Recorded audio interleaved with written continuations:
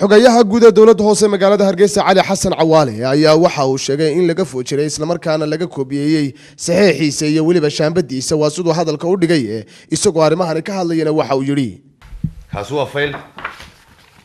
waa mulkiyad guri hantidii ummadda anigoo magacayga halka ku yaala Cali Xasan Cawaale xogayaha dowladda hoose ayaa waxa ku dhacay saxiix kale oo lagu bixiyay saxiix iyo shaambad kale oo lahayn oo foojirey iyadoo laga dhigay inuu Cali Xasan Cawaale saxiixay xafiiskiina ka jirta iyo maamulkeena xilwan maxaa taa uga hadwada waa hantidii aad u xil saareed ilaalinteeda ee xeerka iyo sharciga farayay ma taasina ka aamusnaa inuu adleedahay kaal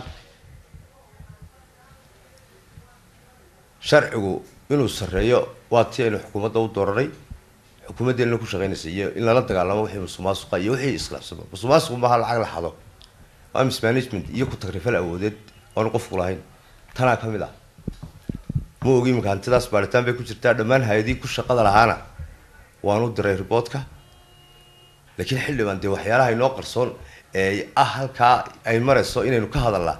diwa waajib inaad ka hadasho waajib inaad u dhalisho maahin ama aad ugu weerarto daari hantidii dawladdu wararkaas ay marayso si qaldan bay u baxaysaa waa qalad waxaas deerkii ma kama go'in xilliban waxba sheegay wixii shaqadeeda hana waan sheegay marka inaad deerto dhaliil aad ku dhalisho hadalkaas oo tada lagu degdegay ama in waxba loo sheegay ma hayno ina wax ku sheegana ma hayno wax walba dawaad ogtay oo muddo dheer baad halka joogtay hadaad ceelkaad ku jirtay taada ayaa maxaa la iga warran waayay inaad horta waraysiga golaha doontada gudiyada ka qayb qaadatay dhaqaalaheedii haday meel kala hayd aynu huursano qurunka waxba inoo hagaag maayaan waana waxaynu sameeysanay xeerta jab laakiin deynaynu ku dhaqnamayna sameeysan runtii hadalka inaan sii dheereeyo ugu maan tala gelin laakiin mar kasta waxa qurux badan oo ah qofku inuu isweydiiyo xildhibaanku muddo 4 sanadood halkan uu joogay ama haddana ka badnayn Cali Xasan Cawaale ayaa waxa uu sheegay in muddo gaaban dowladda hoose magaalada Hargeysa loo kala bedelay xogayaal aad u tiro badan isla markaana si dadban u duray wasaaradda arrimaha gudaha Soomaaliya dowladda hoose Hargeysa waladeeg xilliban waxa iska bedelay lix xogaye golaha deegaanka ka tirsantay waa 5 sanadood balo qayb xogayiba intuu joogay malaynasan xogayihiba intuu joogay marka mutaxilaadkii aad golaha deegaanka la doortay 5 sanadoodii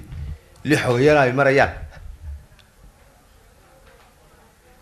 miyana halka ka gari waxa taas oo kale xilliban uga hadlay ummadda ugu sheegay in la doortay oo waxa tahay kitaab maray inuu sharciga nidaam ku shaqeeyo miyana si habbooneen xilliban inaad markaad qof difaacayso inaad ku difaacdo sharciga iyo nidaamka balse aanad hanti magac iyo haybinta ku difaacay miyana taas ka habbooneen inaad qofka aad difaacayso ku difaacdo sharciga halkaad kaga difaaci lahayd hanti ama hayb waxay la tahay dhibaanku